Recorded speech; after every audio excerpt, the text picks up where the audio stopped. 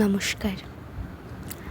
আজ আমি আবারও আমার স্বরচিত একটি গল্প নিয়ে চলে এসেছি। গল্পটি একটু অন্যরকম, বিষয়টি একটু আলাদা। গল্পের নাম ছায়ার বরণ। তাহলে গল্পটা শুরু করা যাক।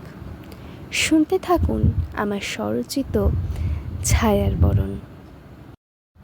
কলকাতার পুরনো এক পাড়ায়, যেখানে অলিগলি এখনও হারিকেনের আলোতে নিঃশব্দে কাঁপে, সেখানে দাঁড়িয়ে আছে শ্যামপুকুর গলি সর্বজনীন দুর্গাপুজোর এক ঐতিহ্যবাহী মণ্ডপ। প্রতি বছরই এখানকার মণ্ডপে থাকে থিম, থাকে ঝলমলে আলো, কুমোরটুলির শিল্পে গড়া এক আরাধ্য রূপ। চারপাশে ধুনোর গন্ধ, সিঁদুরের হাওয়া আর মোবাইল ক্যামেরার ঝলকানি।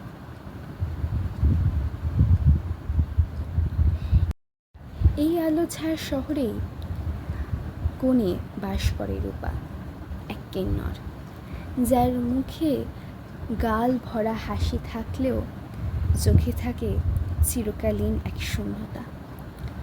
সমাজের চোখে সে উপহাস, ঘৃণা অথবা নিছক দয়ার যোগ্য।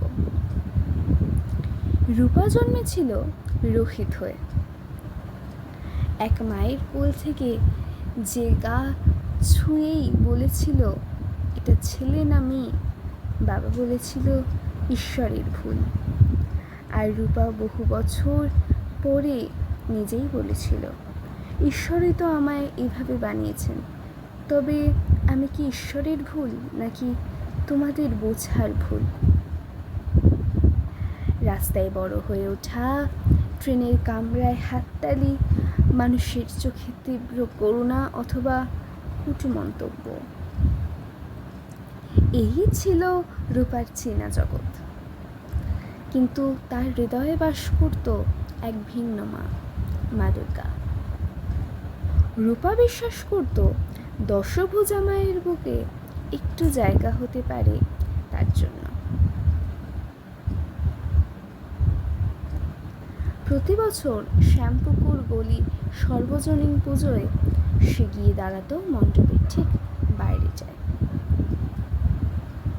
কাটা তারের ওপারে, যেন আক্ষরিকভাবে সমাজের ভিতর বাইরের সীমারেখা।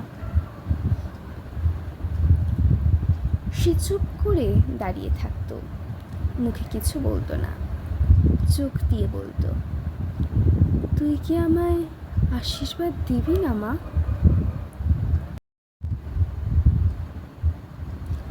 এই বছরের পুজোটা ছিল একটু আলাদা।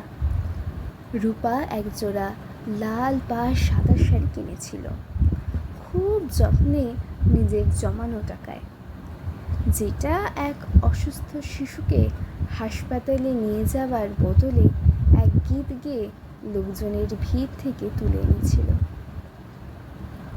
সে নিজেকে সাজিয়েছিল মা দুর্গার মতো, কপালে বড় টিপ, চোখে গাঢ় কাজল,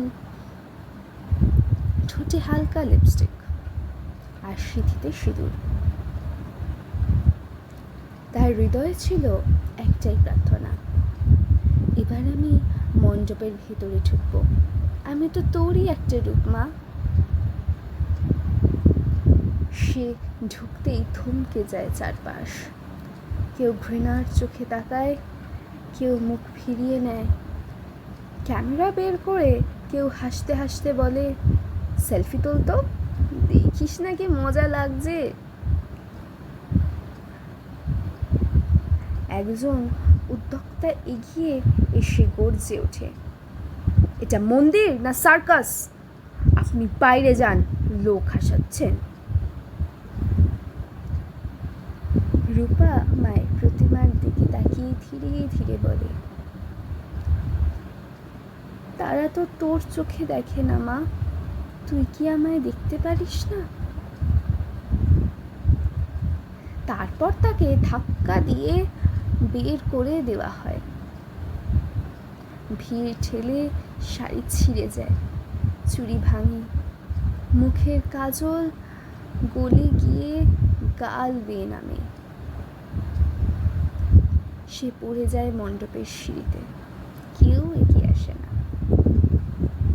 রাত্রে সেই মণ্ডপের লাইট নিভে যায়, কিন্তু রূপা আর ফেরে না।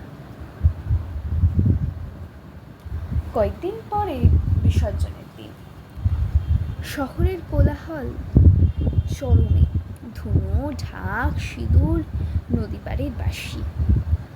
ঠিক তখনই গঙ্গার ঘাটে একটা মৃতদেহ ভেসে ওঠে।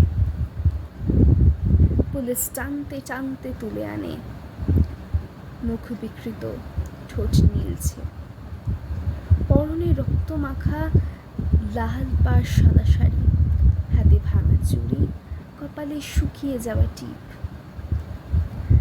তার চারপাশে একটা ছোট্ট ভাঁজ করা কাগজ, লিখে আছে, তুই আমায় বরণ করিসনি মা, তাই নিজেই বিসর্জন নিলাম।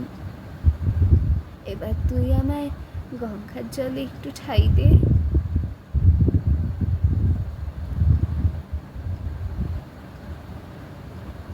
পরের বছর শ্যামপুকুর গলি সর্বজনীনের থিম ছিল ছায়ার বরণ।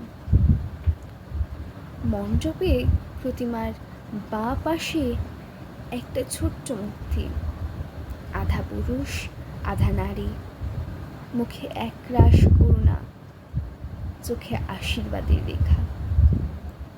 উদ্যোক্তারা বলে, এটা বিসর্জন, আত্মার শ্রদ্ধা। দুর্গা তো শুধু একরূপ নন, তিনি রূপান্তর। এই মূর্তি রূপার নামে। আপনারা শুনছিলেন আমার স্বরচিত একটি ছোট গল্প, ছায়ার বরণ। কণ্ঠে আমি স্রোতস্বিনী।